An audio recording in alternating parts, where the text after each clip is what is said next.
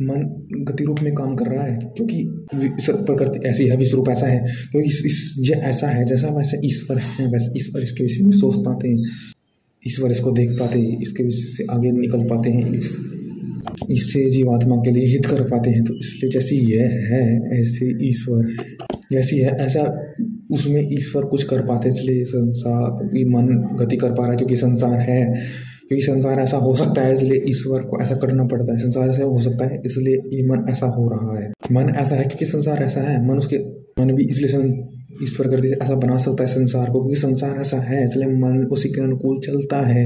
मन ऐसी ईश्वर शक्ति करता है इसलिए ईश्वर की ईश्वर शक्ति, मन इसलिए ईश्वर की मन सृष्टि बना पाती है। मन ईश्वर का इसलिए संकल्प इच्छा करता है कि सृष्टि बने, जीवात्मा का कल्याण हो। देवताओं का विषय, देवताओं से हम जो भी हैं हम विषय को देख पाते हैं, सुन पाते हैं, अर्थात देवताओं के लिए समर्पण है। देवता की सहायता से देवताओं को ही देते हैं, अर्थात देवता फिर प्रबल होते हैं। अर्थात देवता जड़ देवता की बात कर रहे हैं हम, वायु इत्यादि जो चेतन देवता ईश्वर ने जो बनाए हैं, वायु अग्नि सूर्य इत्यादि जो देवता होते हैं, जल देव इत्यादि देवता, इनके माध्यम से हमारी चक्षु में आदित्य कहा गया है, प्रकाश कहा गया है, तो इनके द्वारा हम देख रहे हैं। अब जब हम इनको पूर्ण जब ये बन चुके हैं, अब इनको हम निरंतर हवि दे रहे होते, जब जैसे कि प्रलय अवस्था हो गई, फिर निरंतर सृष्टि बन रही होती है, तो हम इनको जितनी बनती है उतनी हवि देते हैं। अब पूर्ण बन गई, जब सृष्टि प्रारंभ हुई तो पूर्ण हवि दे रहे थे। अब सृष्टि में भी थोड़ा थोड़ा भाव मिला है, जो कि सतयुग में अलग भाव मिला था। सबकी जितना सृष्टि रहेगी, कलयुग के अलग भाव मिल जाएंगे देवताओं को। फिर वापस सृष्टि जो पहले की अवस्था की ओर जाती, फिर जिन थोड़ी कलयुग आ गई, इतने युग बीत गए, सृष्टि धीरे धीरे गिर रही है, तो सृष्टि अर्थात हम इनको हवि देना भी कम हो रही है।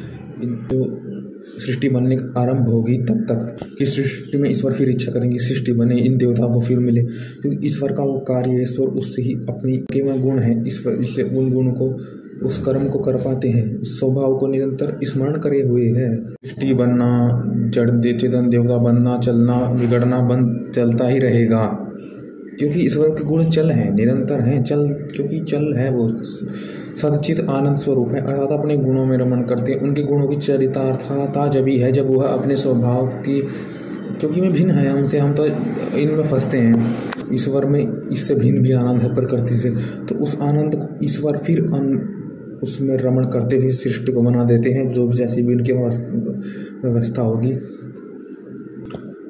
संवत्सर का अर्थ कल्प या सृष्टि की अवधि है। इस अवधि के समाप्त होने पर जगत रचित है, उन्हें जगत के पदार्थों को पढ़ने के रूप में अपने अंदर ग्रहण कर लिया करता है। आलभन के अर्थात बद, आलभन का अर्थ ग्रहण भाव प्राप्त करने का भी होता है, तो ईश्वर फिर भाव प्राप्त करते ग्रहण करते हैं, जैसे कि देवता फिर हमारे ग्रहण करते हैं, हमारी शक्ति जो हम देखते हैं सब ईश्वर देवता फिर इकट्ठा करते हैं, क्योंकि उन्होंने दे रखी है, उनके द्वारा फिर वे अपने आप को इकट्ठा करते हैं। अब देखते हैं, क्योंकि ईश्वर की जगत की उत्पत्ति, विकास और ह्रास और विनाश के नियम नियत हैं, उन्हीं मर्यादा के अनुकूल जगत की उत्पत्ति हुआ करती है। स्वाभाविक ज्ञान क्रिया बल, बाहरी निमित्त के कारण ईश्वर सृष्टि नहीं बनाते, स्वाभाविक उनके गुण हैं, ज्ञान क्रिया है, बल है ना उनका, ये तो बनाएंगे अपने बल, अपने गुण है बल उनका, तो उस बल को जब तक वह कायम किसी वस्तु को बनाने में नहीं लगाएंगे तब तक उनकी बल की महत्व क्या, उनका बल तभी तो चरितार्थ होगा, नहीं वो ज्ञान क्रिया बल, अपनी क्रिया करेंगे, ज्ञान को उपयोगी करेंगे तो ज्ञानवान कहलाएंगे। ज्ञान को स्मरण करने के लिए बल चाहिए होता है, क्रिया चाहिए होती है, ज्ञान को और दृढ़, ज्ञान का अस्तित्व है, ज्ञान है इसलिए क्रिया है, ज्ञान है इसलिए बल है, इसलिए सृष्टि है, ज्ञान है इसलिए निरंतर सृष्टि है, ज्ञान इसलिए प्रकृति सब बनती रहती है। नियम अनुसार यही कार्य होना चाहिए। ईश्वर ने बड़ी जज करने की चेष्टा की, अर्थात जगत के महान सुख से कार्य हो, उन कार्यों से होने वीर की उत्पत्ति की। ईश्वर देखते हैं कि सृष्टि के अनुसार उत्पत्ति के स्वाभाविक क्या कार्य होना चाहिए, वह स्वाभाविक जो इसके सृष्टि जैसी प्रकृति है उसके अनुसार क्या होना चाहिए, जो उचित है वही उचित ही कर सकते हैं ईश्वर नियम अनुसार की, इसके बाद ये होना चाहिए, दिन के बाद रात इत्यादि बातें ईश्वर ने अपने नियम पर बनाई है।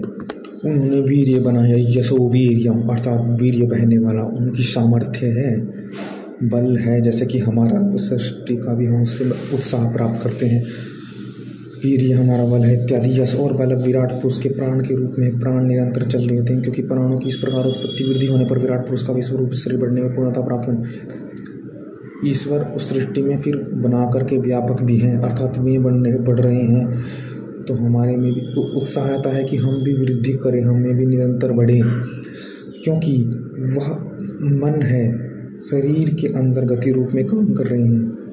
उनका मन ईक्षण, जैसे कि हमारा मन कार्य करता शरीर के अनुकूल, वैसे ही इस जगत में उनके मन से इच्छा शक्ति हुई और वह जगत बढ़ा और हम भी बढ़े।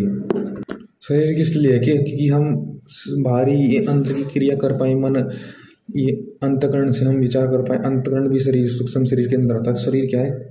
स्थान प्रदान करता है, पटल प्रदान करता है, जिससे कि हम मनन कर सकें। ईश्वर का मन या हमारा मन गति रूप में इसलिए काम करके सृष्टि ऐसी है।